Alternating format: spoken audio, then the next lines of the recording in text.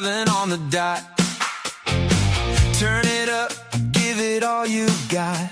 Stories and facts, let it unfold. Strange little truths in the tales we're told. Cat Hobson's on, and the air feels alive. Questions in the dark come back to life. UFO lights in the shadowed signs. Paranormal calls through the phone lines. Leaning close, don't look away. Something in the static wants to say, open that door, let the wonder in. Sunday night starts once the signal spins. Fate magazine, radio. Cat Hobson, take me there. Fate magazine, radio. Sunday nights in the air. UFOs and the unexplained. Facts and stories, sweet and strange. Fate magazine, radio. Tune in, tune in. A name on the screen, a knock at the wall. Footsteps fading down the hall. Old reports and a brand new lead. Every caller has a different seed. From www.fatemag.com. Straight to your speakers, then you're gone. 7 p.m. Central Time. One more mystery in your mind. Leaning close, don't look away. Something in the static wants to say, open that door, let the wonder in. Sunday night starts once the signal spins. Fake magazine, radio. Cat Hobson, take me there. Fake magazine, radio. Sunday nights in the air. UFOs and the unexplained. Facts and stories, sweet and strange. Fake magazine, radio. Tune in, tune in. If you ever felt that chill, if you ever heard come still, there's a place for the questions you keep, where the odd and real don't sleep. Fate magazine, radio. Cat Hobson, take me there. Fate magazine, radio. Sunday nights in the air. UFOs and the unexplained. Facts and stories, sweet and strange. Fate magazine, radio. Tune in, tune in. Sunday night, 7 Central. Fate magazine, radio. FateMag.com. Hello there. Don't y'all just love that song? I had nothing to do with it. That is all Carl. And I'm going to tell you, I love that he put some of my personal experiences into it. So it just makes it that much more special. And I will tell you about some of those experiences some other time, but it's a lot of fun. You are listening to Fate Magazine Radio, and I am Kat Hobson, your host, and we are the online voice of Fate Magazine, which has been in publication since 1947. And we have a new owner-editor, Matthew Kibbe. If you have not yet read him, what are you waiting for? He is really a terrific guy, and we have our newest edition here. Isn't that gorgeous? He is still keeping the path going, right? With the beautiful artwork and beautiful experiences too. And this one we're probably going to read a couple of articles out of. That's what we're doing tonight. We are doing the best of Fate Magazine. I have some editions here. I did this last week. We didn't get through very many of them. And right now, we are having, in our family, a really busy time. I will be back with live guests beginning next week. And, I am really appreciative of all of you because I love what I do. I love being a bebop. and a mom and a wife and a dog mom. And so far, that's all I've got. So just, fun stuff. And I wouldn't trade any of it, but it gets a little hectic at times. So I am enjoying bringing you these. I love Fate magazine, and I am an avid reader. When I get a chance, I love to get to conferences, hand them out. We had a mermaid edition that came out. Those things went so fast at the different conferences. I've never seen anybody snatch them up. And I've got beautiful covers on all of these. They all come perfect. So I just love that people love it like I do. So I know that we have had so much going on with the UFO files coming out from the Pentagon. We've had 5 releases to date, and I've done shows on all of them. I didn't find the 4th release to really be something that was very mind boggling. It seemed to be just a little bit more of the 3rd that didn't seem to really meet what we had gotten with the first 3. I'm waiting to see what comes next because I'm very into this. When I have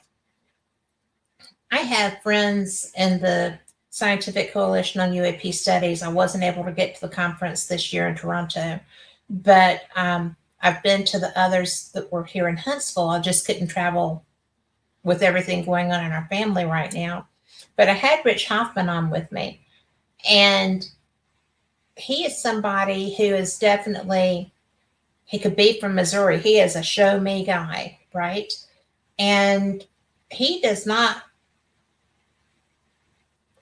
we've seen the videos, right? We've seen the little dots of light moving through the air. We've seen all the reporting for centuries. We've had experiencers say that they were abducted.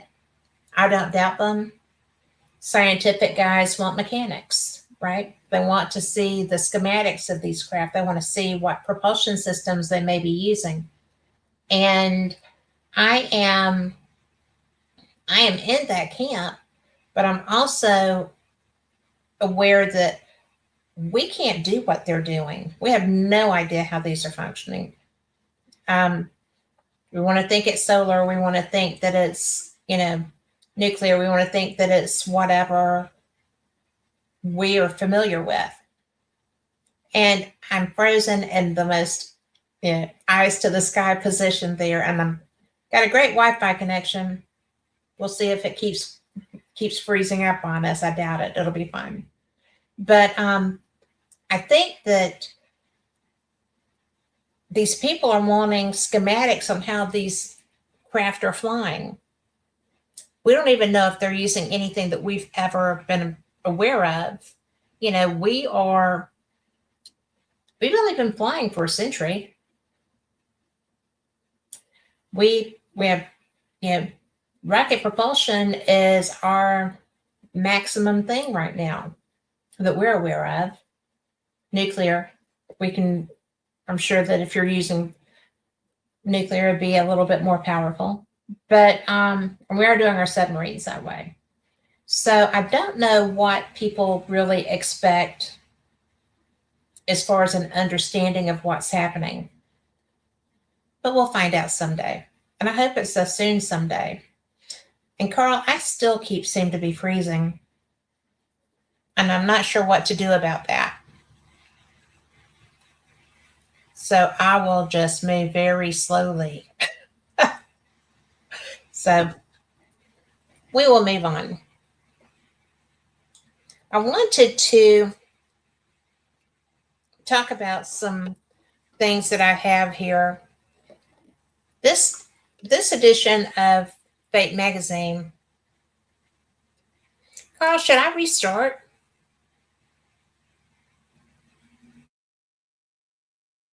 I should restart.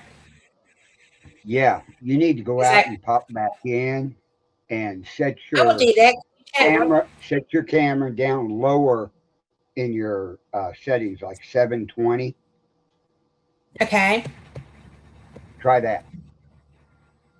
Let me find where I'm Go going to to your do that, camera. and then I'm going to go. Okay.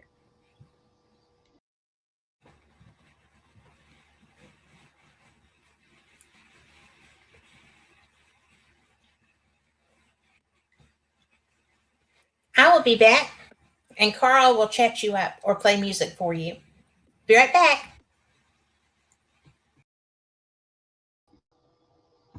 Kat will be back here shortly. She has technical difficulty going right now, so just stay tuned.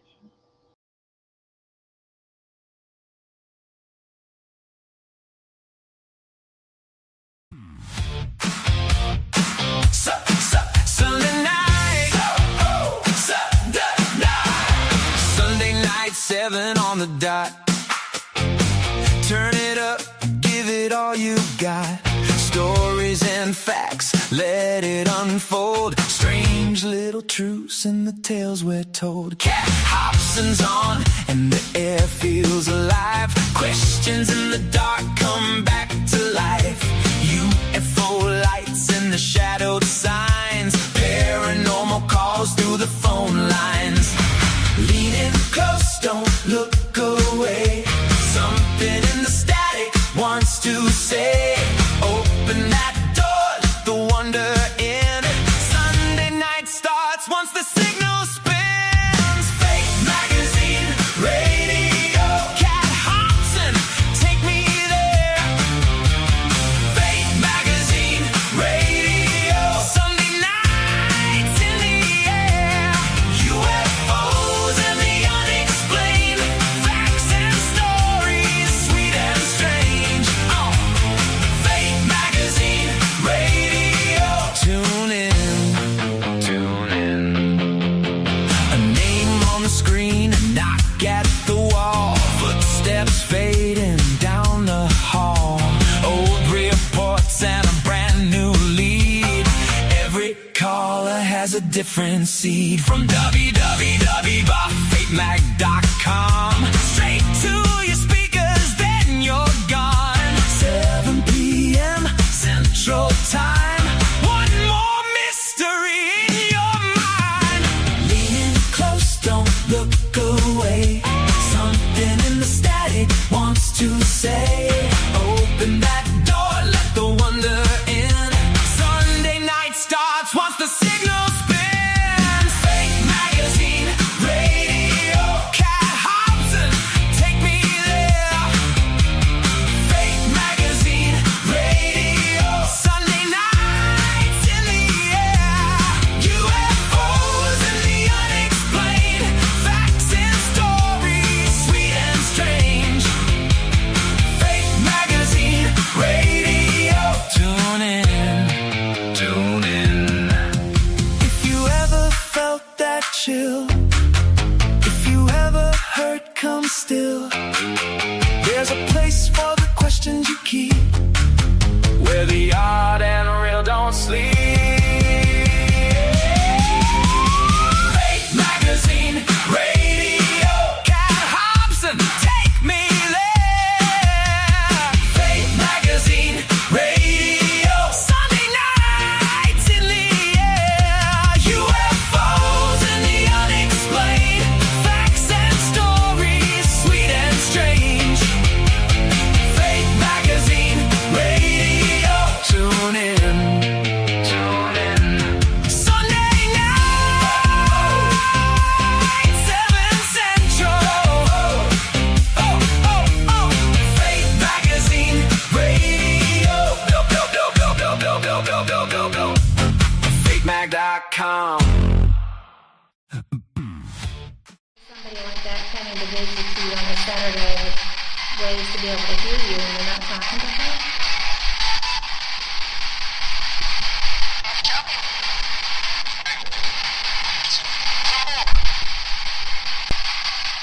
How many times do you get some?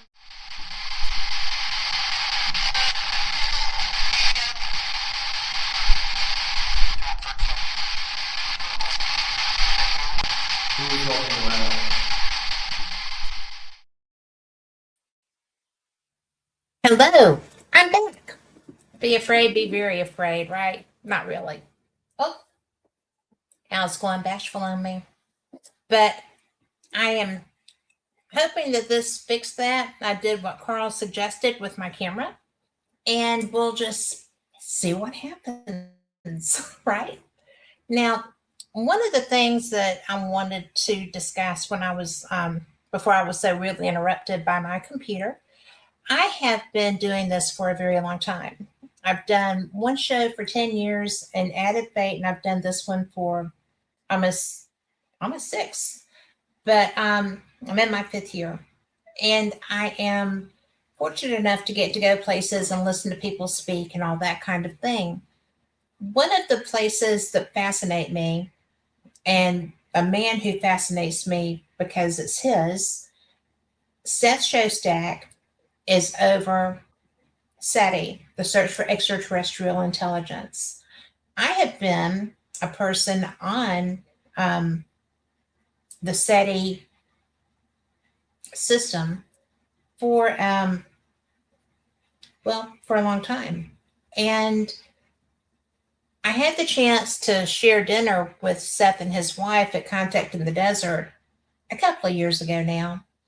And he has always told me every time we come across each other, I'm like, have you found anything yet? And he's like, never. I said, not a damn thing. He was like, not a damn thing. I was like, well, what about the web signal? He's like, there's no telling what that was. I was like, okay. And I just kind of looked at it. The first time he was telling me this was at the second Alien Con. We were in Pasadena. And I was like, that just seems very hard to fathom. So we just kind of, I went off puzzled. He went off to go do, his thing. And so the next year, I saw him in Indian Wells, and that was at Contact.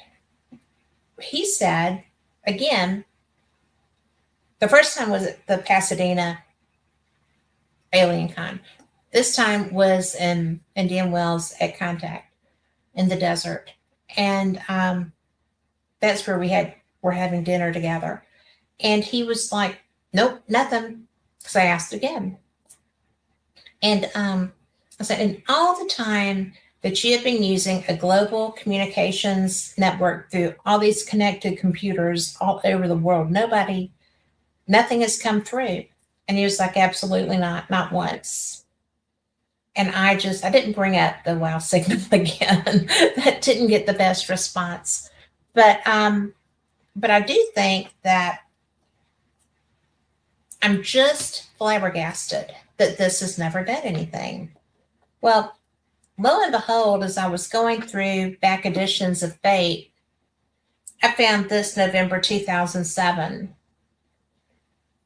copy in my drawer, and hadn't read it for a while. So, and it is, see, I've got too much light here. That might help some if I just tilt it. But I mean, we have the most interesting covers.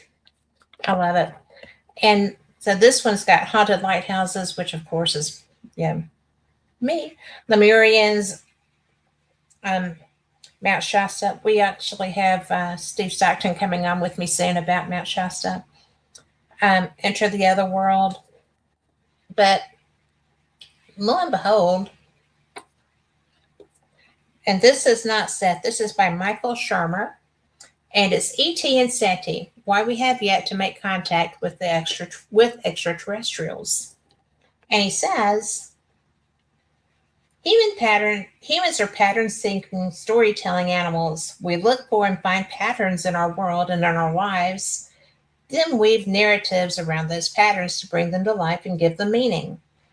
Such as, excuse me, I'm going to see how long this is. This is so long. But such as the stuff of which myth, religion, history, and science are made. Sometimes the patterns we find represent reality. DNA is the basis of heredity, or the fossil record is the history of life. But sometimes the patterns are imposed by our minds. The face on Mars, or the image of the Virgin Mary on a window.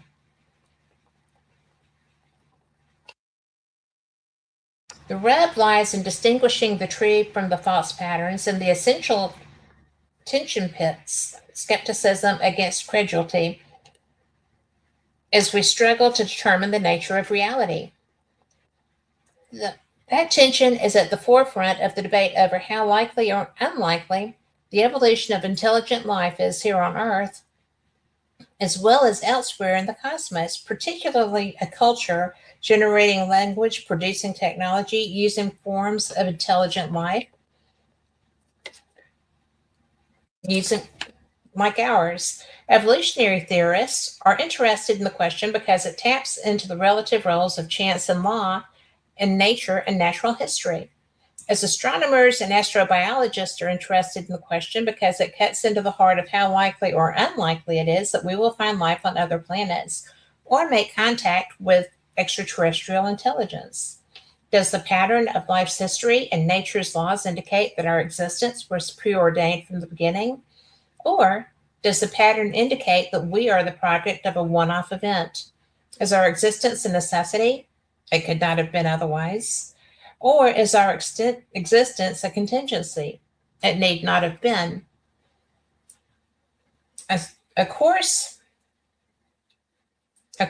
gained look at the question finds scientists roughly divided between astrobiologists and SETI astronomers who tend to be optimistic, estimating a relatively high probability of intelligent life evolving in the cosmos or revolving in an earthbound thought experiment. And biologists and evolutionary theorists who tend to be pessimistic, estimating a relatively low probability of intelligent life evolving elsewhere or re-evolving here. Since the question cannot be answered in a laboratory experiment, we must turn to those sciences that attempt to answer it indirectly, such as those employed by SETI scientists and evolutionary theorists. The SETI optimists, astrobiologists and SETI astronomers base their optimism on numbers that they plug into the canonical Drake equation, proposed in 1961 by the radio astronomer Frank Drake for estimating the number of technological civilizations that reside in our galaxy. And this is the equation. Whoops. There you go. For those in the back that want to write it down. When n equals the number of communicative civilizations, r equals the rate of formation of suitable stars, fp equals the fraction of those stars with planets, ne equals the number of Earth-like planets per solar system, phi equals the fraction of planets with life, ft the fraction of planets with intelligent life. See, these glasses are not strong enough for this little print. The fraction of planets with communicating technology, L the lifetime of communicating civilizations. Although we have a fairly good idea of the rate of stellar formation and we are confident that the significant number of these stars have planets, it is too soon to estimate the rate of formation of Earth-like planets because the technology is not yet available to detect planets smaller than Jupiter. In the SETI literature, a 10% figure is often used, where in the galaxy of 100 billion stars, there will be 10 billion sun-like stars, 1 billion Earth-like planets, 100 billion planets with life, 10 million planets with intelligent life, and 1 million planets with intelligent life capable of radio technology. Although most SETI astronomers are realistic about the limitation of such estimates, I was puzzled to encounter numerous caveats about L. The lifetime of technological technological civilizations such as this one from SETI Institute astronomer Seth Shostak. Isn't that gorgeous? Oh, too much light. There we go. I love our art. The lack of precision in determining these parameters pales in comparison to our ignorance of L. Similarly, the Mars Society president and space exploration visionary Robert Zubrin says that the biggest uncertainty revolves around the value of L.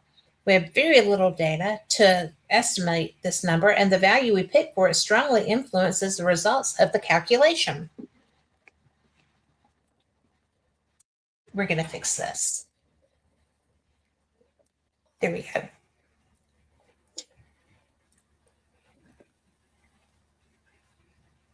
Estimates of L by astronomers reflect this uncertainty, ranging from 10 years to 10 million years, with a mean of about 50,000 years. Using a conservative Drake equation calculation where L equals 50,000 years, 1 per 4,300 light years. Applying Robert Zubrin's optimistic and modified Drake equation,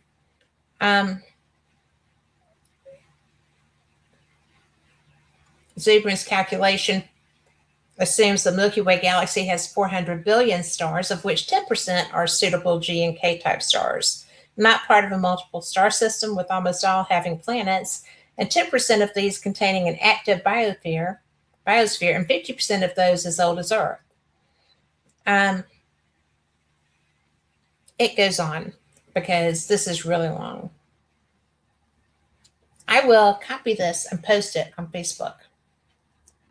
But said I find this inconsistency in the estimation of L perplexing because it is the one component in the Drake equation for which we have copious empirical data from the history of civilization on Earth. To compute my own value of L, I compiled the lengths of 60 civilizations, the number of years from inception to collapse, including Sumeria, Mesopotamia, Babylonia, the 8 dynasties of Egypt, the 6 civilizations of Greece, the Roman Republic and Empire, and others in the ancient world, plus various civilizations since the fall of Rome, including the 9 dynasties and 2 republics of China, 4 in Africa, 3 in India, 2 in Japan, 6 in Central and South America, and 6 modern states of Europe and America. For all 60 civilizations in my database, there was a total of 25,234 years, or L equals 430.5 years. For more modern and technological societies, L decreases with the 28 civilizations since the fall of Rome, averaging only 304.5 years. Plugging these figures into the Drake equation goes a long way towards explaining why ET has yet to visit or call. So,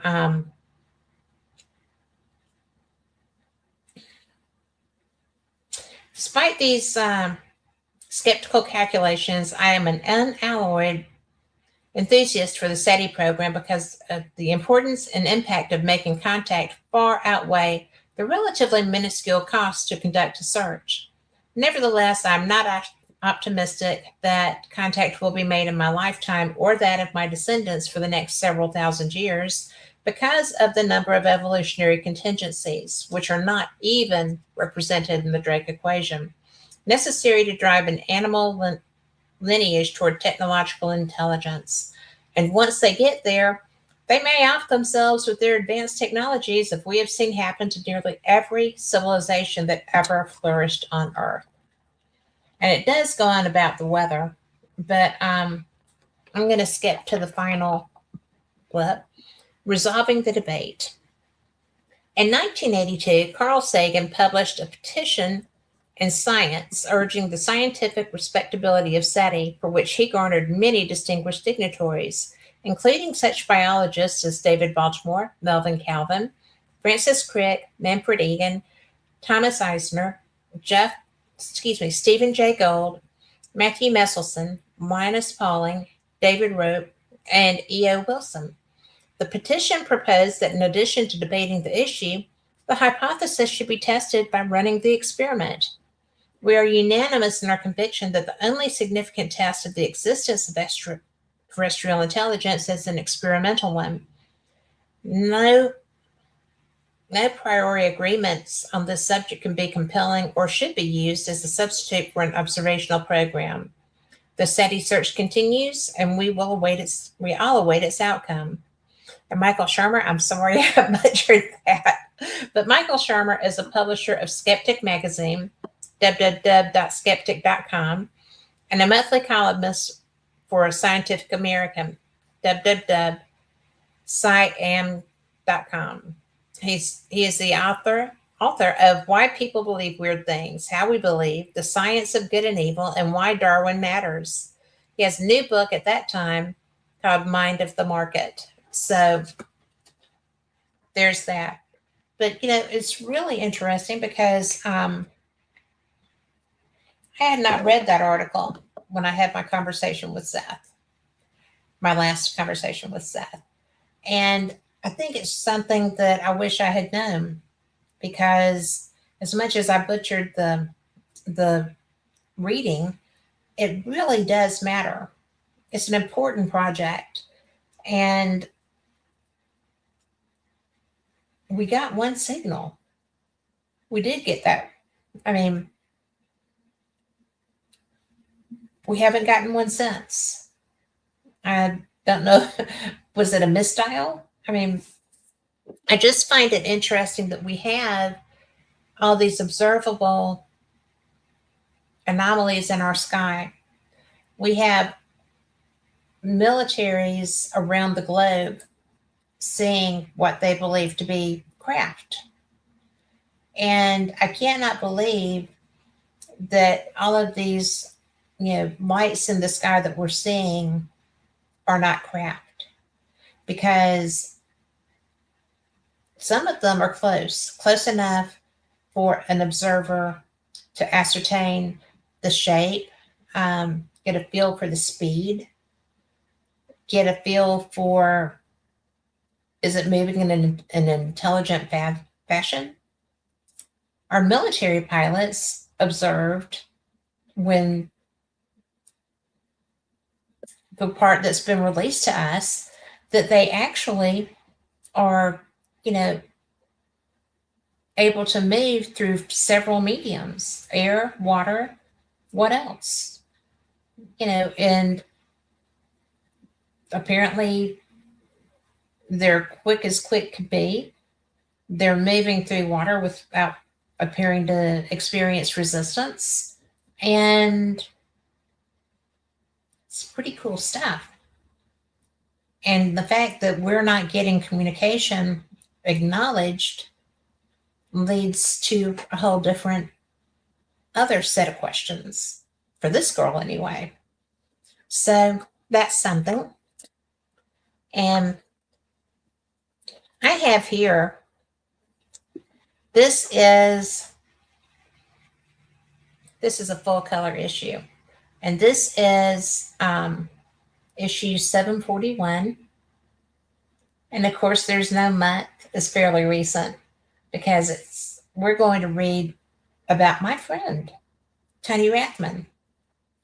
And this is an article that he submitted. And if you do not know who Tony Rathman is, you're missing out. He's an excellent human. He has been working on a project for a long time. It's called Staticom, Staticom, the Staticom project.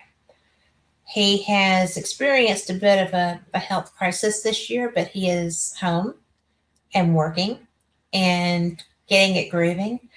I got to experience Staticom in Gettysburg. I did not know that Tony and Cherie were going to be there. And so I walked in the door, and there is a sign that said the Staticom project, Tony Rathman, this way. And I was like, oh my gosh, because we knew each other online. Tony started doing a show back when I was doing just paranormal experience, and I had an evidence contest. And people submitted their best evidence, and I reviewed it and I went through it, and I had two other people reviewing it with me. And hands down, Tony Rathman had the best evidence. He had video and he had audio, and he is an audio guy. And so Staticom is a result of his search for a better way to communicate with spirits. And when we were in Gettysburg, he was doing presentations, letting people experience the device. And at the end of the night, we were all just sitting in the room. We had gone out and gotten something to eat, which, if you're in Gettysburg, do not wait till bedtime to go get something to eat, because you will not find any food. Promise you.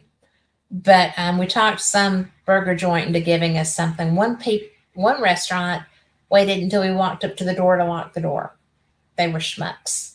But one of the burger joints fed us and sent us on our way with bags of food so that we wouldn't go inside. It was really funny. But anyway, so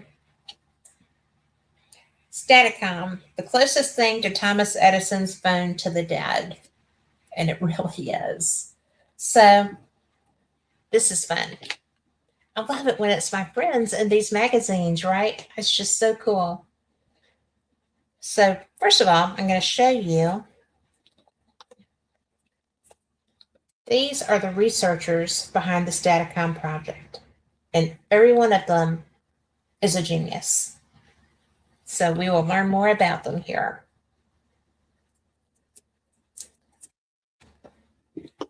The Staticom project has encompassed years of research into successful instrumental transcommunication methods, and has led to the development of what we call Staticom today, which allows for real two-way communication using nothing but broadband white noise. And that's important. You're not having to wait on words to be spliced together. I mean, it's not, you're not pulling verbiage out of the air. Well, you are, but it's not somebody alive broadcasting.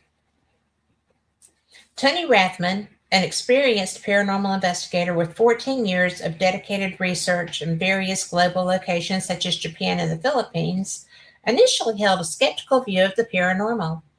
However, his perspective shifted after a ghost hunting experience with his wife Sherry on a Valentine's Day weekend 14 years ago. Following the experience, they captured voices responding to their inquiries on recording devices, sparking Tony's fascination with electronic voice phenomenon, EVP. Tony specialized in EVP research, employing a range of digital recorders and microphones, including parabolic mics, to capture clearer and more relevant responses. His extensive dedication led him to explore the SB7, which notably increased the quantity of responses, but posed challenges in deciphering the messages. That's true. Over the next 12 years, Tony delved into instrumental teletranscommunication, ITC, EVP research, and developed custom spirit boxes to enhance response quality and relevance to inquiries. In 2021, while collaborating with fellow paranormal researchers Ron Iacovetti and Lord Gonzalez in New Jersey, Tony was introduced to the direct radio voice method, DRV. This method produced full sentence responses from vacant radio stations, leading to the evolution of DRV into the globally renowned Staticom. Notably, they achieved breakthroughs such as capturing DRV voices in an abandoned zinc mine devoid of radio signals, and implementing a sleep machine during a live test as a white noise source to validate that RF, or carrier wave reception, isn't essential for ITC communication. Partnering with Ron and Lawrence, Tony and wife Sherry significantly contributed to advancing the field of ITC, further validating the effectiveness of the Staticom method. These advancements reflect the pioneering work of Konstantin Raudive, propelling the field of EVP research forward. The evolution of DRV into what is now recognized globally as Staticom resulted from groundbreaking research with pivotal discoveries including conducting DRV sessions within an abandoned zinc mine in New Jersey, where Ron and Lourdes received DRV voices devoid of radio signals. Additionally, Tony Rathman's use of a sleep machine as a source of white noise during a live audience session at a Paracon in Arizona further affirmed that RF or carrier wave reception is not essential for RTC. During the Paracon, Tony conducted an experiment to explore alternative sources of white noise for the DRV method. He replaced the radio with a sleep machine after successfully capturing voices from sources such as fans. That's true. That's really cool too. Fans, air conditioners, running water, and even while driving with mics outside his vehicle. This marked the shift to pure white noise, known today as Staticom. By doing so, Tony addressed concerns about spirit voices being solely from radio broadcasts, emphasizing the role of stochastic I am so tongue-tied. Stochastic resonance. And I know that term, that's so funny. Tony has been committed to advancing the Staticom project, presenting the methodology at various conferences across the United States and outside of the United States now. And demonstrating the device through TDSI, the Digital Science Initiative, enabling attendees to engage with spirit communication. A 3-part docuseries titled Knowingly Talking to the Unknown was produced by Tony, detailing the research conducted to develop the Staticom method based on Ron's initial book about ITC. The collaborative efforts of Ron Jacobetti, Lourdes Gonzalez, Tony Rathman, and Sherry Rathman have not only revitalized the DRV method, but also evolved into a method closely aligned with Thomas Edison's theoretical phone to the dead. Their rigorous research validated the process by replacing the radio with a white noise generator, eliminating skepticism. Additionally, they achieved 2 groundbreaking milestones in spirit communication: performing real-time audio cleanup and slowing down pure white noise in real time. This new iteration of DRV, now without a radio, was then termed Staticom. The unique methodology, gaining recognition in the field, is considered by many to represent the future of spirit communication, transcending the limitations of ghost boxes or phone apps. And you can check it out at YouTube, youtube.com/@Staticom-project. And their website is https entityvoices.com/Staticom. And I encourage you to check that out, because if I had not seen it and used it myself, I don't know that I would have fully comprehended just how much better this works for communication. When you have confidence that what you're getting is not something coming through a radio broadcast, that it's not just something random that you're picking up that was broadcast goodness knows when, you are truly getting interaction. And it's very surprising when you first experience it. Cool, but very surprising. I'm always impressed with Tony Rathman. I would never bet against him, and I've told him that. And when it comes to knowing what he's doing, he does. I just love it.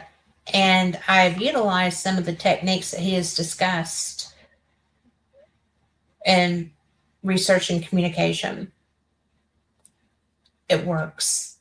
It works like a champ. I am so impressed with Mr. Rathman. I'm impressed with all of them because they do work as a team. And I wish that I lived closer to them. I have that problem a lot. I'm way down here in Alabama, and it's a difficult thing. I travel and I investigate with people, and I enjoy getting to investigate with friends. Um, the strangest thing that's ever happened, and to me personally, was that a friend owns a jail called the Old Paulding Jail in Paulding, Ohio, and it's been on TV. I was on the episode. It was horrible. My experience. It was not because of the show. It was just I had a hole in my shirt. I was so embarrassed. But the problem isn't the jail. The the jail is one of the most brilliant sites I've ever investigated, and it's active, intelligent action. And I was not able to go to an event where my friend Rick McCollum was the talent for a public investigation. I was sick and couldn't travel. I love that jail. I've gotten the most intense paranormal experience of my life there. I have had the best interaction with spirit over the years there. Um, it's a brilliantly haunted location with spirits that want to communicate with you and don't mind doing it. Okay, it's one of those rare places that you are going to have, I would say, at least 9 out of 10 times really good activity that you can document. They they know they are intelligent spirits, and there's various kinds of humans there. So it's really kind of interesting. But I was on the phone. I had called my friend, or my friends had called me from the jail while they were investigating, and they started getting activity once they were talking to me. And a K2 that was not anywhere near the phone or moved away from the phone started reacting to me when I was like, hi guys, I'm sorry I can't be there, talking to the ghosts because they know me and I know them. And I was just like, I'm sorry I can't be there, but I'm sick, but these are my friends. So please, show them what you can do and make sure if you have a problem, tell them and they'll help or whatever. And the spirit was responding to everything that I, said intelligently with think it was really cool. So I know what can happen, and it's such a neat thing when you get to see it do it. Just my take on things.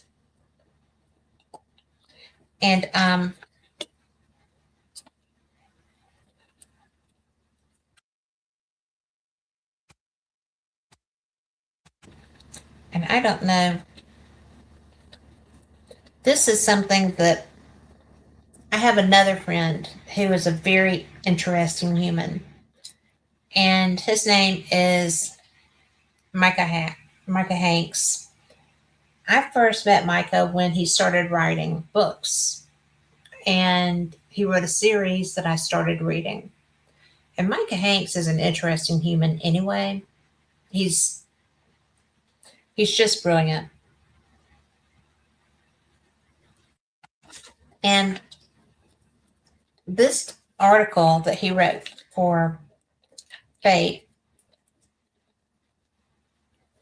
and this is the October 2007 edition, and this is the one that has James Dean's death car for the cover. I showed you this last week. But Micah wrote for this edition, and this is a pretty good article.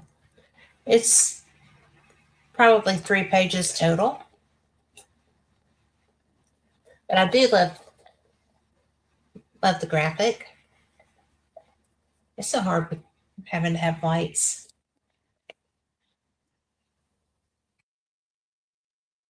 So one of these days I'm going to get good at that, but it might not be today.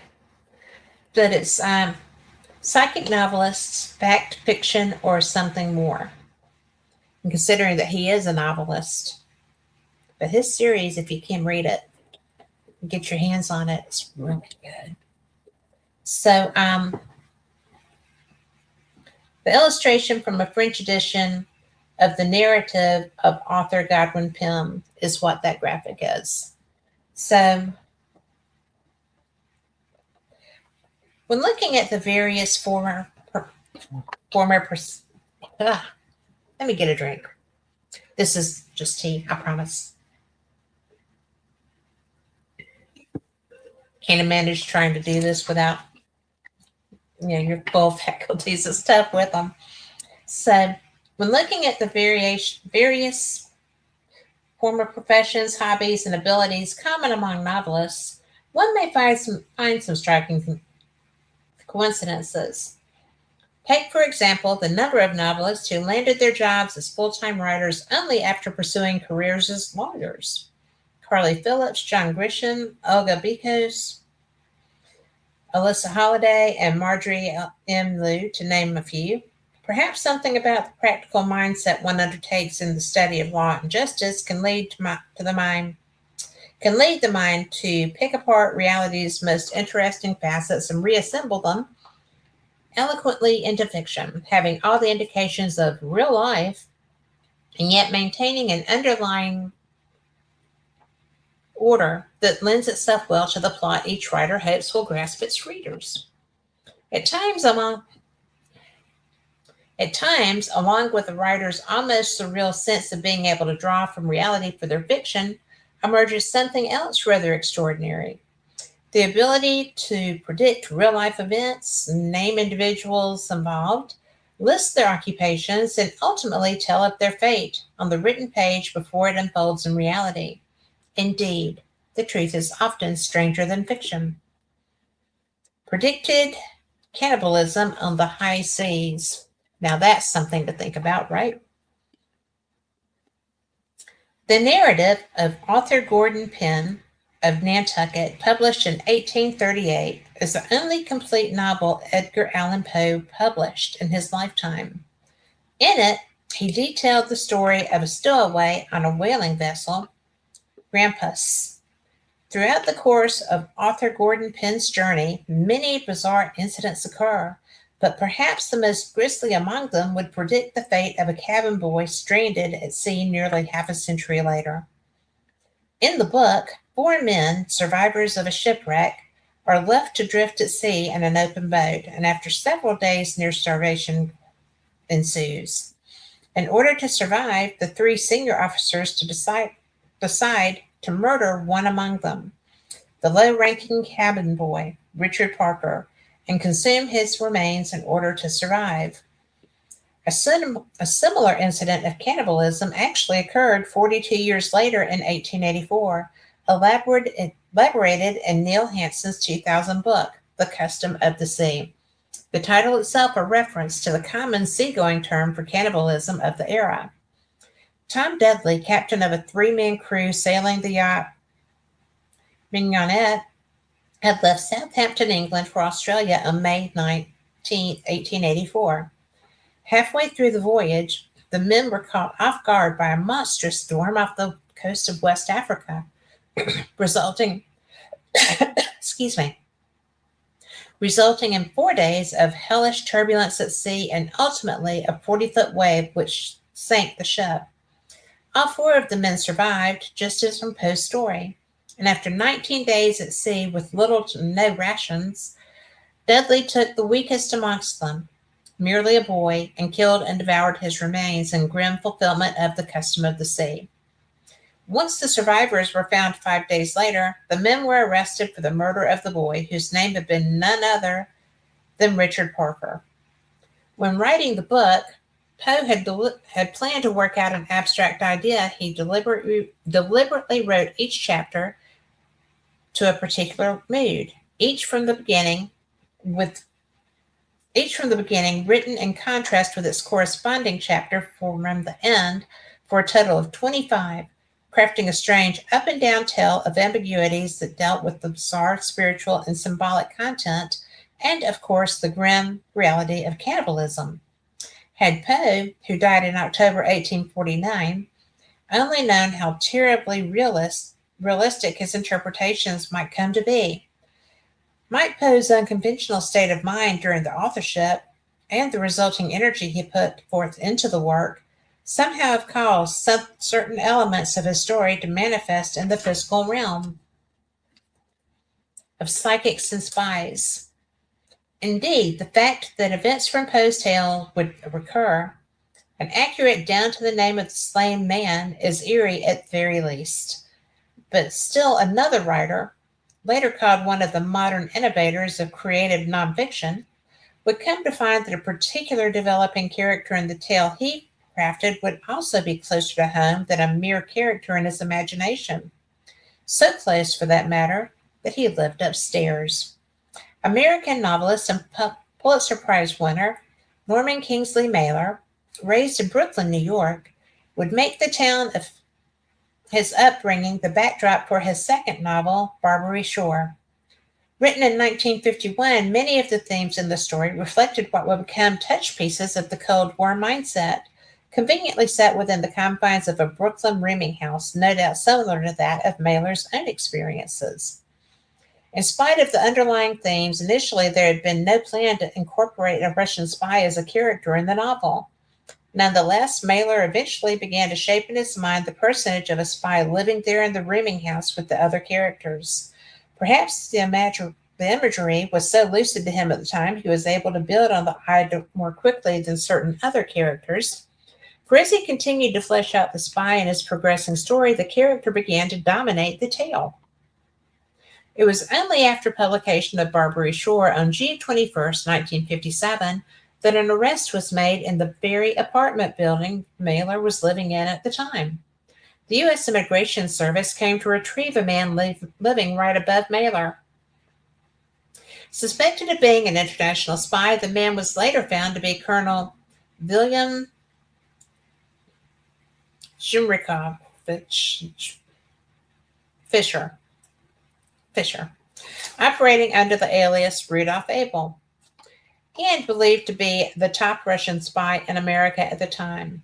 Is it possible that Mailer, when fleshing out his fictional character, had actually been receptive to some other source of information, perhaps beyond the five senses? Perhaps the psychic novelist phenomenon occurs more than most people realize and unbeknownst to the novelists themselves. After all, not all instances are so dramatic as those of Poe or Mailer. British novelist Dame Rebecca West, having led a unique life as a writer of both fiction and nonfiction, and also a trained actress and broadcaster, and even having been present at the Nuremberg trials, described at least one similar instance. On one occasion, while at home writing a passage in which a girl finds a hedgehog in her garden, it is said that West was interrupted by servants who had called to alert her to the presence of a hedgehog in her own garden. So it seems that the truth might not be stranger than fiction after all, but perhaps only as strange as fiction. When writing, be careful where you allow your imagination to lead, and most of all, be mindful of what actually makes its way to the written page. Now, this man has room to talk. I'm just kidding. I love his writing. He is a freelance writer and chief field researcher for the LEMUR team based out of Asheville, North Carolina.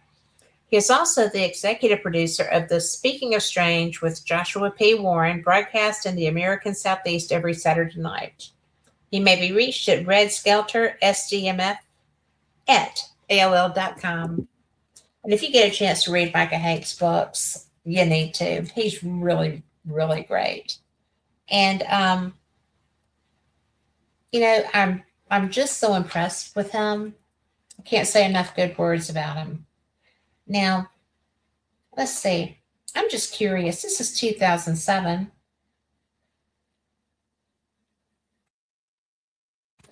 I love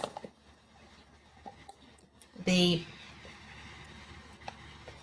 hate these lights. I see by the papers.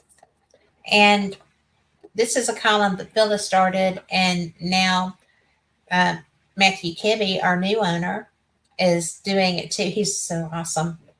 I haven't even gotten to meet him face to face yet, but he's a cool beans kind of guy. And I just think that I read this one last week. You can go listen to it from last week, but it's just cool. Fate magazine is so neat.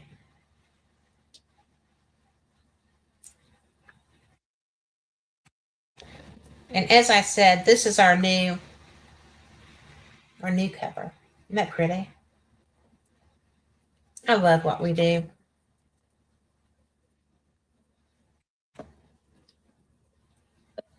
And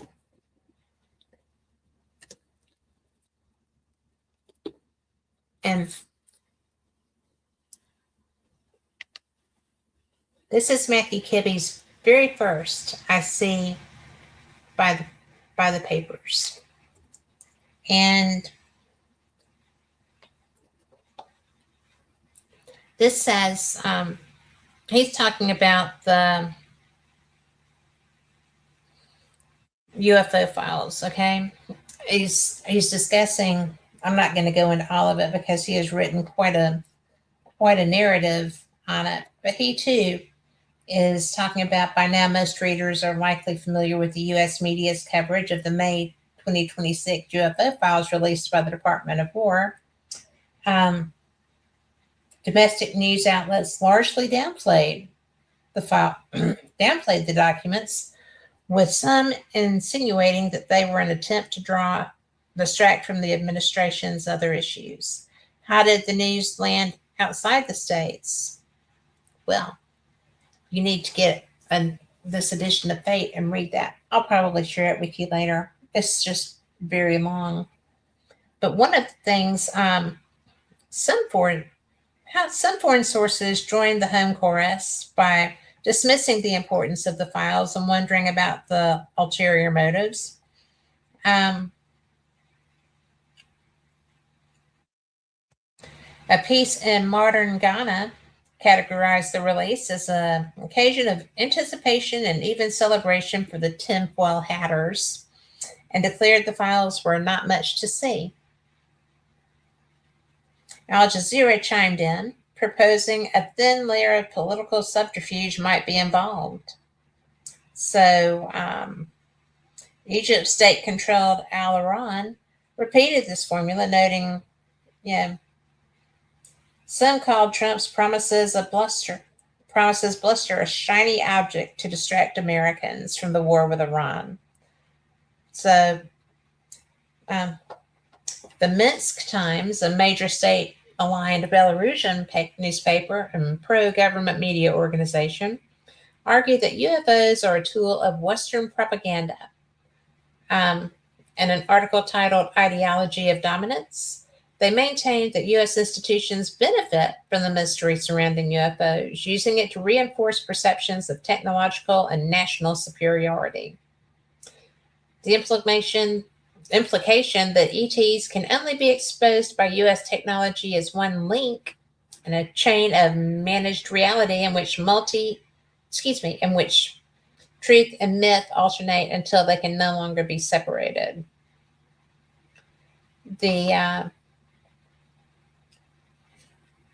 The Spanish El País featured conversations with UFO figure Stephen Bassett, who is actually a friend of mine, the longtime disclosure advocate and Washington, D.C. lobbyist. Lou Elizondo, former Pentagon official who worked on the government UFO investigation. He did a lot more than just work on that. And Ross Coulthart, Australian investigative journalist known for his reporting on UFOs. Bassett confirmed the Minsk Times optimism about the U.S. opinion about the U.S. when he said that American-led disclosure would make sense because the rest have ceded the spotlight on this issue to us for the last 80 years. Elizondo told the public not to celebrate early. There's still a long way to go. Coulthart criticized the lack of meaningful material and urged lawmakers to step up pressure. Our reward for the best English coverage goes to the Indian outlet Swaraya. I do not know how to say this word. I'm so sorry. Um, SWARAJYA. Their article kicked off with this astute analysis. Ballet, Krippau, Stryber, and Young mapped this terrain decades ago. The blurry dots and the Pentagon's new files are modern mandalas, not visiting craft. Adding later, the phenomenon does not behave like visiting extraterrestrial hardware conducting scientific surveys. It behaves like a theatrical performance tailored for the cultural expectations of the era. You have our attention. The author dishes out some of the best characterizations of the military's hazy UFO videos we've ever seen, calling them 28 sensor-driven vignettes totaling 41 minutes of infrared ambiguity. Blurry smudges that are nearly impossible to identify, and a polished collection of the same grainy, indistinct shapes. Them's fighting words. We could not have said it better ourselves. Sorieva ends by insisting that real disclosure won't be found in photocopied documents or digital drops on a website. Instead, it exists in the gray area between materialism and the supernatural, and more importantly, in the stories told by those who have experienced the unknown. And I would not quite agree with that, because with the stuff that's come out since then, the first one, it's a lot of just dots. It really was. And it's really frustrating when all you see is just a brown light zipping around. And I get that. That is ambiguous. You can't really tell what it's doing. And I will say that some of the later releases have convinced me. I just thought it was flipping cool that we were getting releases. To be honest, I love it. And I am absolutely pretty darn impressed that we got anything at all after all this time. I mean, seriously, it's been a while. It's been a hot minute. 1947 was a long time ago. And we have had such credible researchers working on this. We have had such credible people all the way from the 1940s, who have come forward. I absolutely, hey, Melinda, it is so cool to me that we have anything released by anybody to share with us. And do I wish that we had gotten something that maybe would have been a little more informative? I would like for somebody to come out and say that they call it the jellyfish video. And you can find it online, jellyfish video. It was on a base it's in the Middle East, but Jeremy Corbyn is who shared that at, where were we? Phoenix UFO Congress. And that's where I met him. But what's interesting is that it's not what anyone would consider a UFO. Carl pulled it up for me one night when I was talking about it. And it was absolutely, I got so many calls about that. And it's really cool. But it's on a base, and it's very weird. I think it's weird. Doesn't look like anything that we've ever seen. And it's just odd. One of the things that I did like in these releases, it probably wasn't in the first one. I don't remember which. I've gone through these releases so many times. But I think that probably my very favorite out of what we saw was the one that I think it was in the second release. Carl, I think I'm right. The one that looked like it should be a cathedral window, but was in motion. And I was just like, but it wasn't flat. It was upright. And I thought, wow, how is that moving? This was moving. And then one of the ones in a later release, it was full color video, and it was two triangles going by.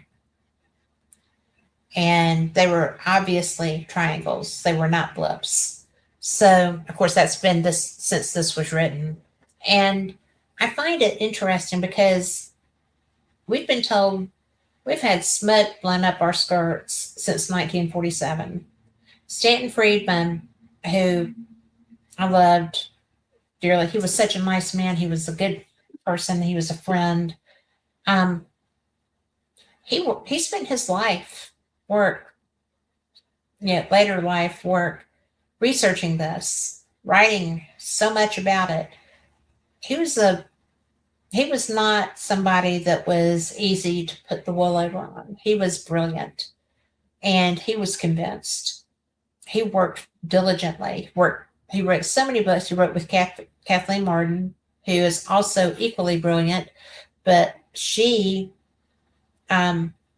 was Barney and Betty Hill's niece and had a vested interest in learning about what happened to her aunt and uncle. And if you have ever had the opportunity to hear the actual video, audio of their experience with Bud Hopkins with their hypnotherapy session, it was horrible. It was not a pleasant experience for them. They were scared because they were being followed by this craft, and B, it was not a good experience at all for them. It was not, ET phoning home and coming to visit. It was, they were treated as test subjects to be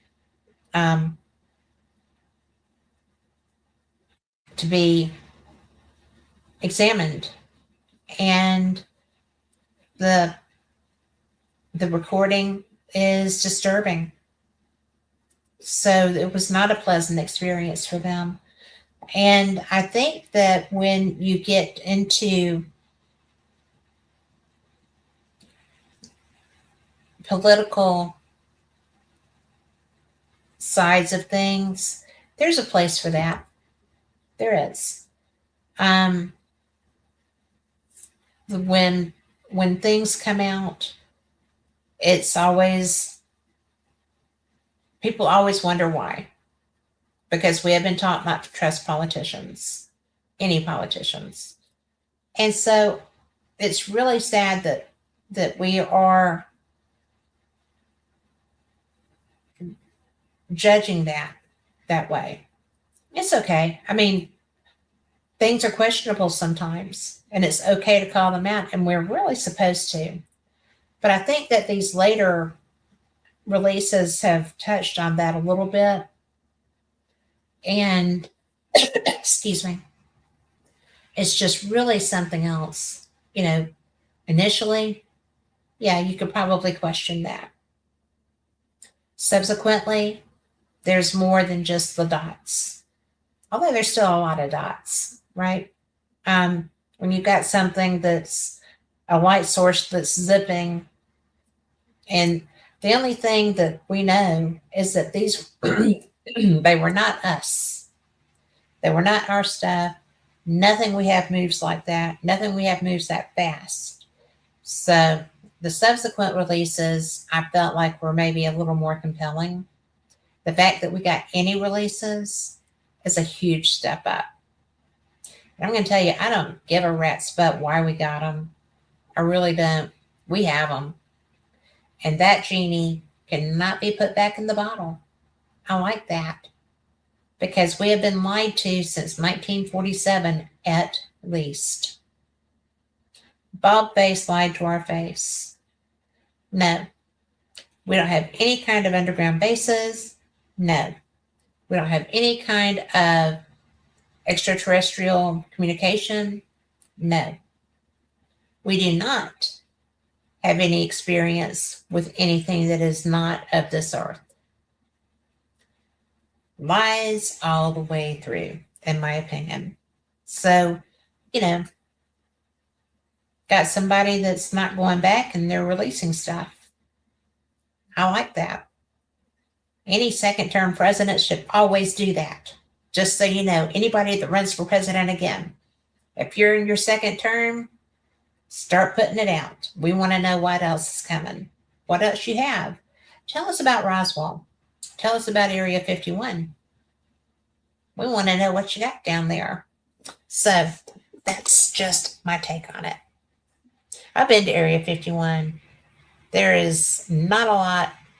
It's even the mailbox was gone, guys. Somebody stole the flipping mailbox. So that was disappointing. That did get an alien burger at the little alien, but it was just you have to go. It's just there. You got to go check it out. Not to mention the fact that I got to stand in the middle of a dry lake bed. And given what I know about lakes here, I was just like, ooh, I sure do hope this doesn't collapse. All of a sudden starts filling back in. But I love ufology. I love the fact that we have been putting people in boxes and calling them nuts forever. Not giving them credibility, calling them bald-faced liars, lunatics. I mean, just completely not involved with trying to give them credibility because it mattered so much, for whatever reason, that the public not be allowed to know that this was something real. Just because we're not, we're not in the military, just because we're not a politician. Politicians are no great shakes. All they are just like us with more money that want to go and live off the public fund. Okay. They're not any better than we are. They're not any more intelligent than we are. They just have friends that'll spend all their money to put them in office so that they can do what their friends want them to do. And their credibility ain't all that. And they've been lying to us since 1947 at least. So, let's see. Melinda says that she is a certified nut and proud of it. Well, you know what? I could be that too because I believe in UFOs and I believe in fate. So, definitely believe in fate. But it's just one of those things that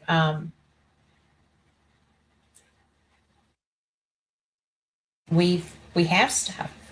We have files. And I'm ready for the next one, people. Put it out. They've been coming like every other week or so. We're due. I know we've got a big old indie style race up there, but put something out. I don't like racing that much. But I love UFOs.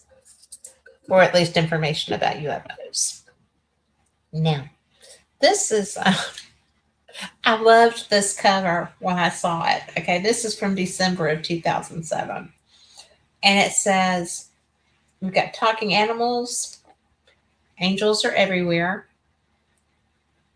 There we go. And vampires aren't nice.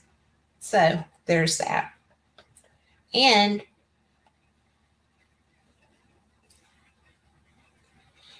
this looks like Victoria Morris, who did this cover. It's gorgeous. So connect with your pet. I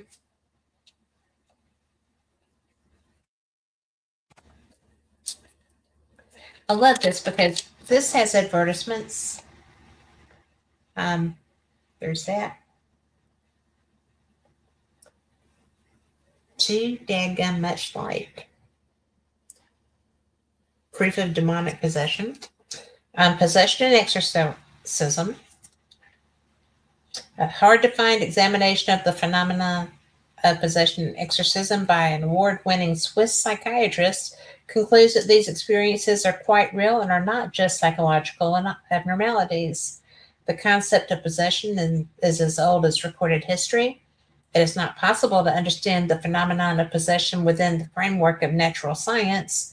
True insight into the essence of psychic phenomena can only be conveyed through direct experience. Modern psychiatry and psychology exclude the question of good and evil, and therefore also the demonic. And that's actually a really valid point, because if you're going to not have it part of your research and possibilities, how are you going to rule it out? But anyway, this is a book, Possession and Exorcism, by Hans Nageli Oswald, MD. And see if I can get that. There we go. There you go. So, ads in Fate Magazine and the Connect with Your Pet, Natural Pet Healing. And it's a step-by-step guide, explores natural ways people and their pets can help each other heal. And I will say that that's actually a really valid point, and it really works, because we have done that for each other. In this copy of Fate, December 2007, Angels We Have Heard All Around Us by Brad and Sherry Steiger. What Dwells Above by Catherine Clark. That is a true story of something in the old mansion. Vampires and Disease, The Blood-Sucking Corpses of English Tradition by Daniel J. Wood. The Old Alton Bridge by Rick Moran. I haven't seen that name in a little minute. Beyond the Dark by J.O. Jackson, reprinted from the December 1957 Fate. How about that? Oh, Melinda, send it to me. Melinda says she has a video for me to review. I would love to do that. And this, I see by the papers, Phyllis has NASA forced to release UFO docs. The UFO group Coalition for Freedom of Information has successfully forced NASA to turn over documents pertaining to the 1965 Kecksburg, Pennsylvania UFO incident through the settlement of a lawsuit the group has brought against the space agency.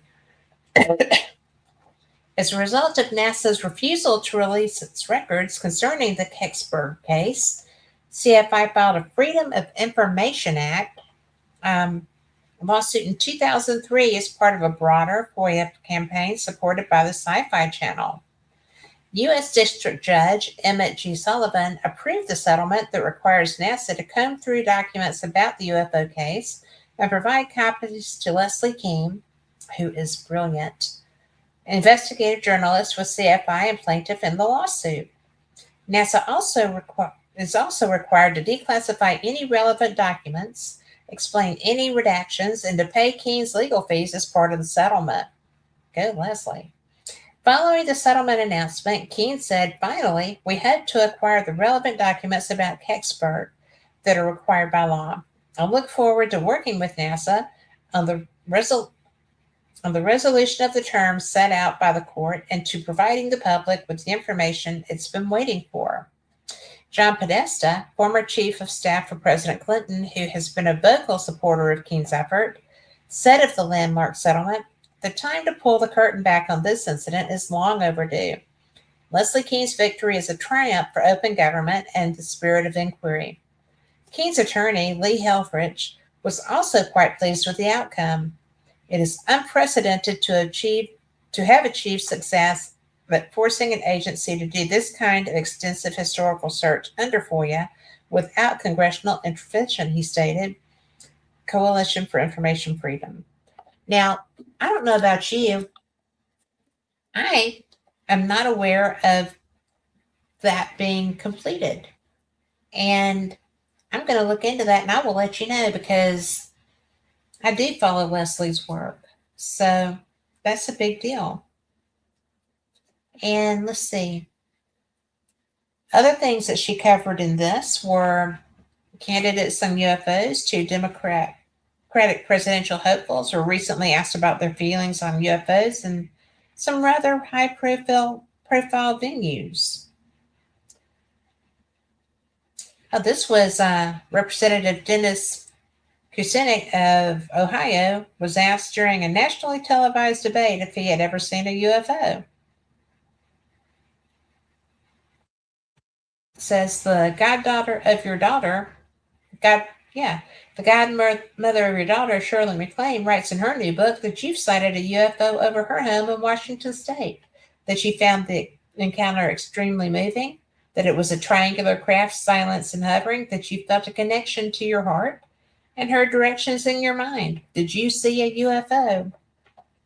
I did, Kucinich replied.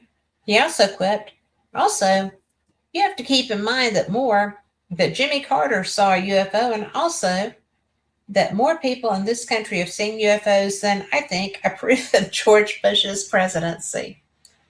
He likely won't hold a monopoly on the UFO vote, though, as the New Mexico Governor Bill Richardson also dived into the topic on the campaign trail, promising at a town hall meeting that if elected, he would reopen the Roswell UFO case to examination. Richard said, I've been in government a long time. I've been in the cabinet. I've been in the Congress. And always felt that the government doesn't tell the truth as much as it should on a lot of issues. Richardson said that as a member of Congress, he once asked the Department of Defense about their data on the Roswell incident and was told the records were classified. That ticked me off, he told the audience. What do you want me to do? You want me to open up all these files? I'll work with you on that. I love that. Baltimore Sun and Albuquerque Tribune. So, it's not unheard of, right? And I actually did not know that Leslie had won that. I am so going to look into that.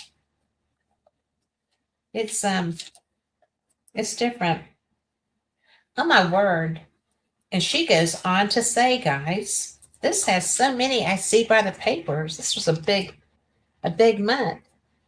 The X-Files return. Chupacabras that wasn't. Paranormal poll. A new survey on society's beliefs regarding the paranormal reveals there are a lot of believers out there.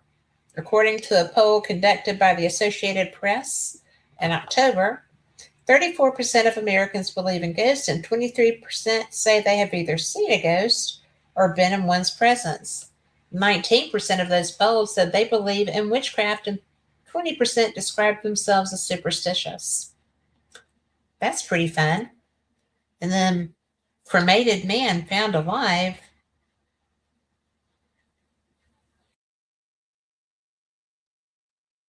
Oh dear.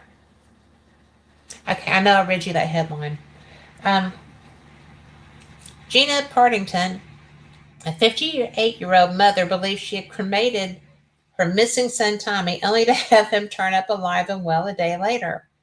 She had mistakenly identified a dead man in the hospital as her son. Partington says that when she saw the man lying on the mortuary block, she was absolutely sure it was her son. I went and lifted the shroud, and it was Tommy. I held his hand. It was him. I went and she says her son and the other man could have been twins. While picking up her granddaughter from a Halloween party, Partington received a call from the police saying they urgently needed to speak with her. They showed me a photograph of somebody they said they had in custody in the Midlands for a few days, and it was my son. I said, no, it's a joke. They'd arranged for me to speak to him. Then on the way home, I got a surreal call. I've got my granddaughter sitting there in Halloween costume, and this boy says, hiya, Mom, it's me, Tim. Oh, my goodness. And that is a BBC article. That's crazy. So I wonder if they ever found out who that was.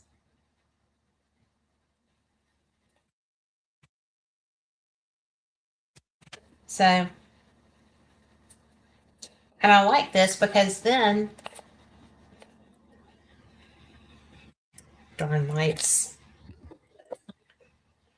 Yeah, I'm going to just put me in the dark so y'all can see all these things. But she's got a bulletin board with conventions and everything coming up back then. She's so smart. And then she's got the International UFO Congress, and that was in Nevada that year.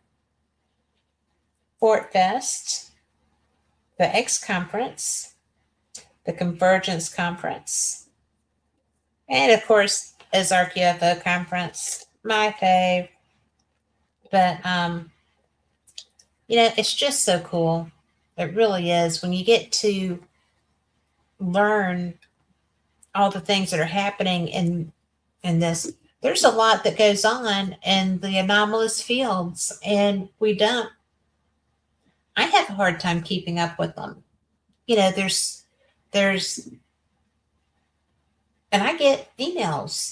I still have a hard time keeping up with new ones that are coming up, and there's some that I try to go to regularly.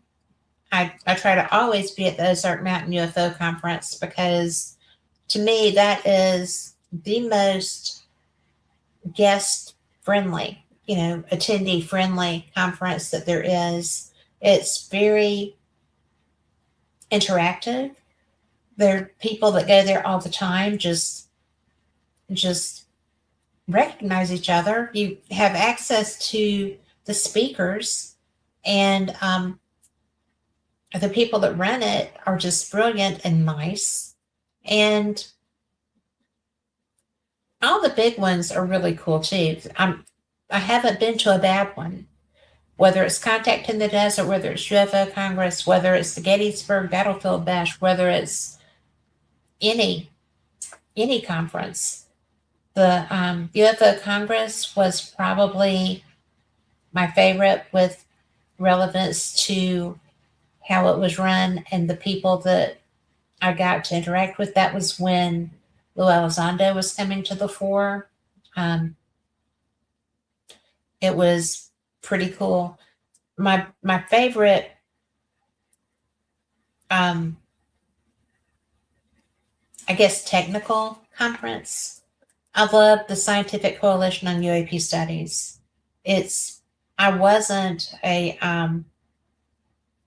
it wasn't huge when I first went. It was a small conference, but it is nuts and bolts. It is science. It is people who work in the fields of sciences that pertain to the dynamics of how UFOs would function. And when I got to first meet the pilots that interacted with the UFO, UAP, interacting with the Nimitz, that was really something else because they were very interesting.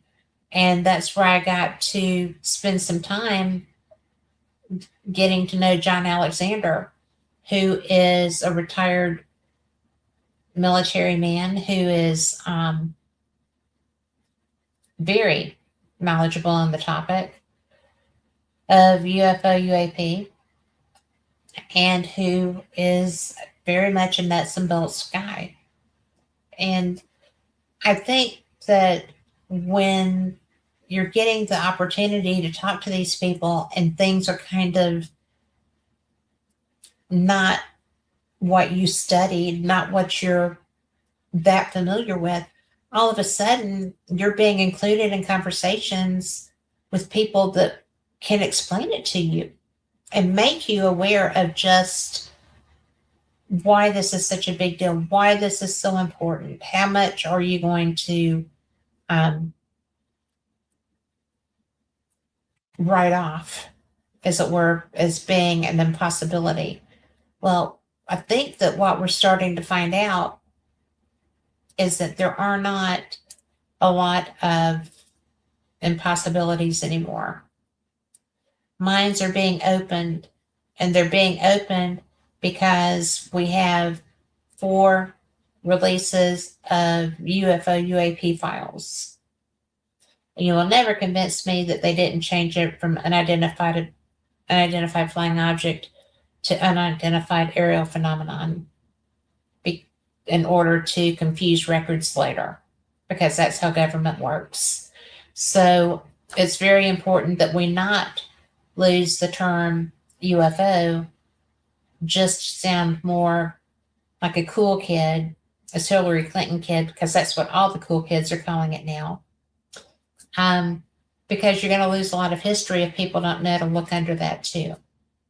So it's a big deal. Moderately big deal, but it's a big deal to me. I think it matters.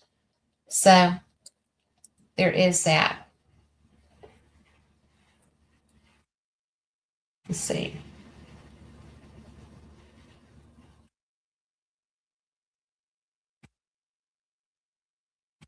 I know, dead air time. I'm trying to figure out what to look at, what to share. So this, I always love the I see by the paper section. I'm so glad Matt is doing that too, because I think it matters. It's just an important thing. And I love his article. I mean, I may have sounded like I was kind of joking on him. I wasn't. We all have our opinions. And, you know, there was a lot going on, and it may have been diversionary to start releasing those files. But to be honest, I don't care that at least we have them, and we've had others since the first one. And now, if they can just show me imagery from Area 51, that would be cool. Hello, Pete Hegseth, you're the one that's releasing. Were you picking them yourself? Because those would be good. Just saying. I like the craft. I really do like the craft. But I want to see Area 51. Go ahead and tell us about it. We won't tell anybody. So let's see. I already read that. Y'all got to hear that before. What do we have here?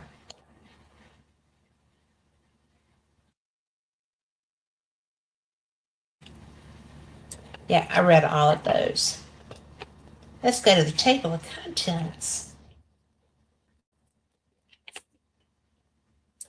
Because there's a reason I had this one.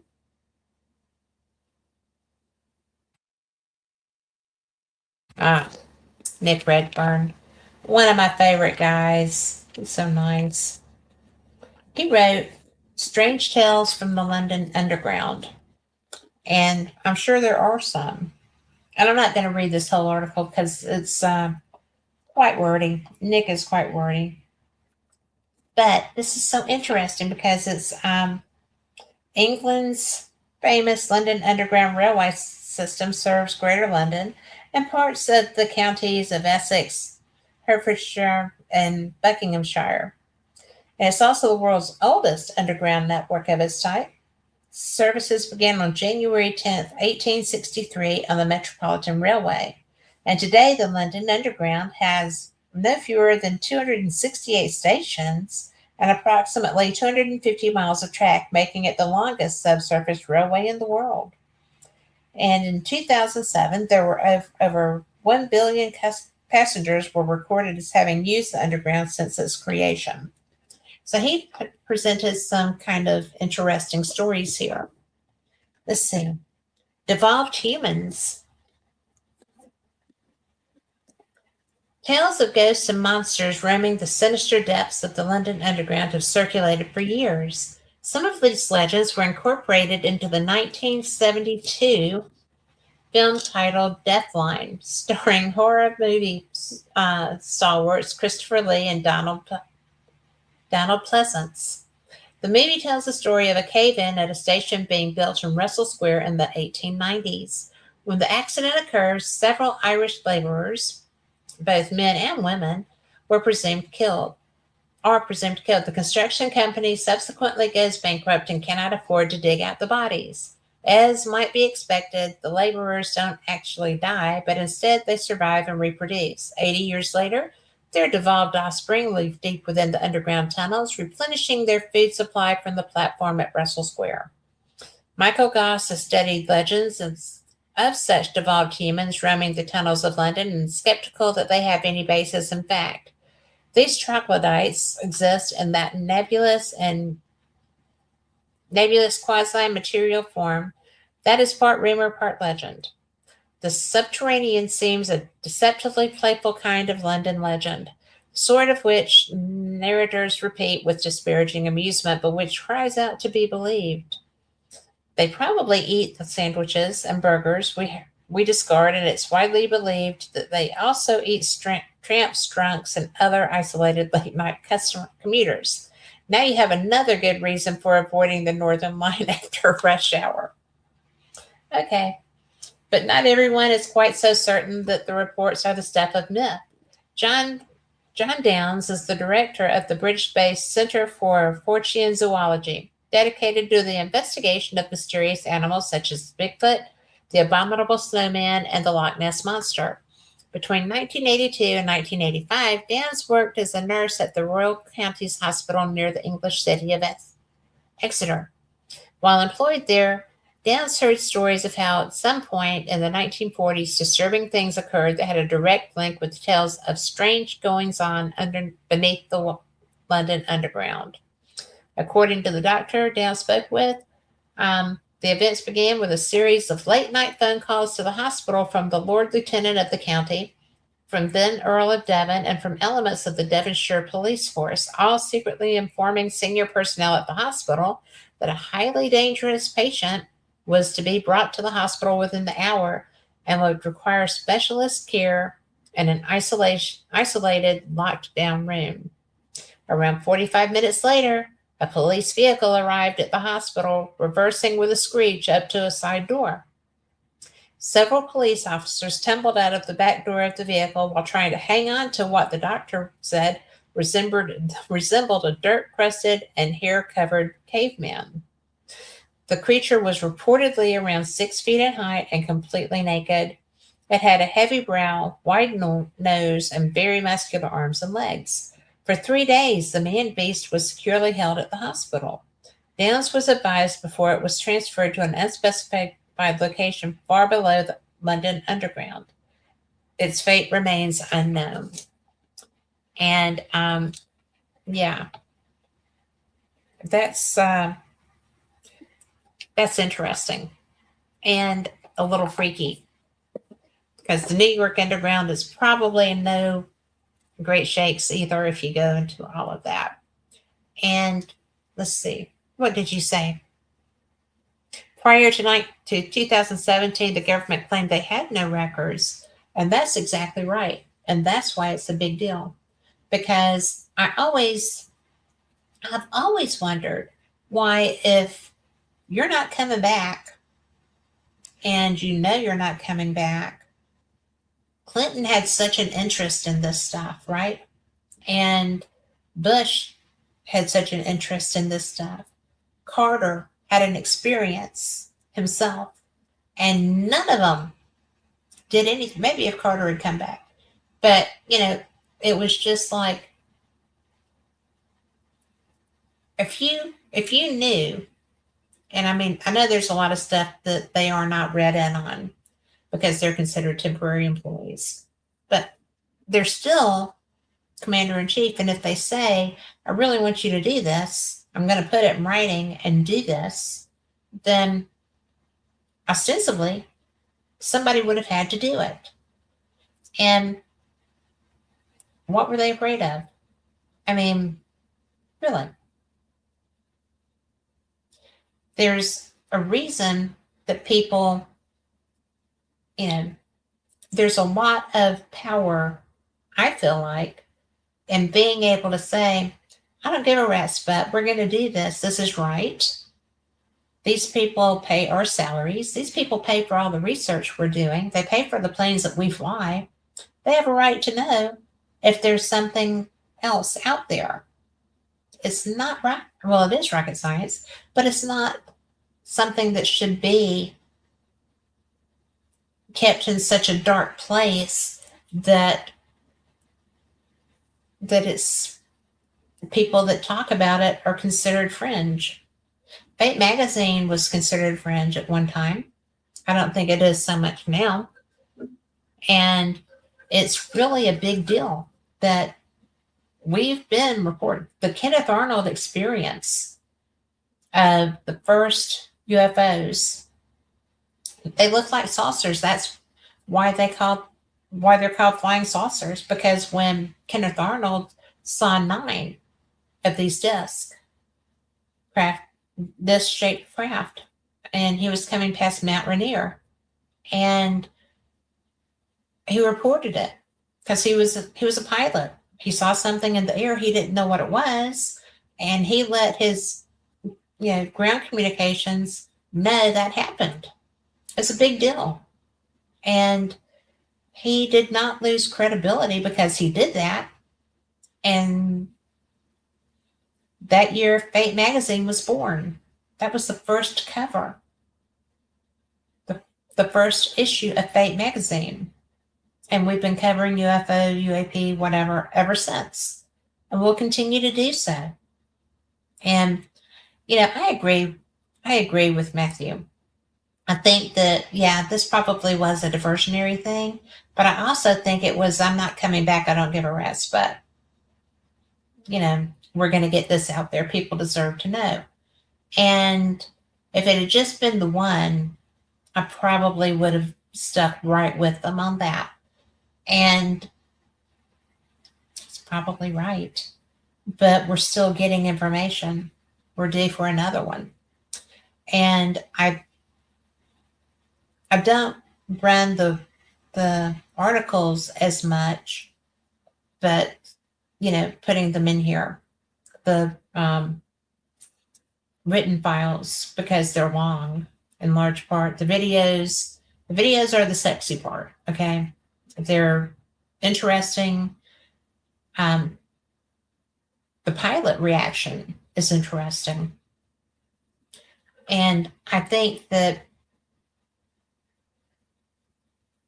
it matters because we were lied to for so long. Bald-faced, lied to. Anybody who reported seeing these was ridiculed, and they knew that they were telling the truth. That sucks. It would be terrible to be that person. I had an experience, and it was not taken seriously by my parents. It was not taken seriously by really anybody, and wasn't an abduction, but it was a weird thing to see. And I've seen more than one. I'm a sky watcher. I see things all the time moving that don't look right, but that's okay. And it's really interesting to me that we have anything at all. And why didn't the other second-term presidents release it? Wouldn't have been hard. It would not have been difficult. It's the power of the pen. All they had to do was sign an order. That's all Trump did.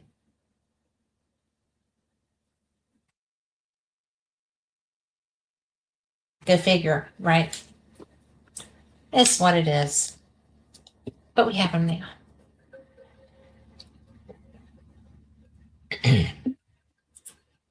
And I am so sorry, guys. I was out at a football game yesterday, and I can't say much because my 7-year-old grandson was in full pads playing a football game. And my little granddaughter was out there cheering for all she was worth. So it was fun. But man, was it hot. I live in Alabama. It was so hot. And I went home as soon as I could afterwards. But it was a lot of fun. So let's see what else we have here. You know, I just I love this stuff. It's just like, yeah, this, oh, Rick Moran.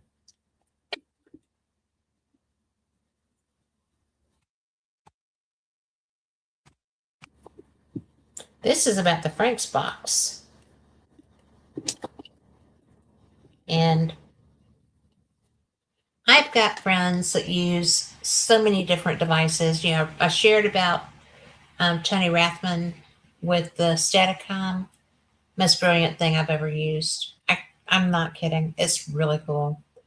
Um, the other most brilliant thing that I've used is the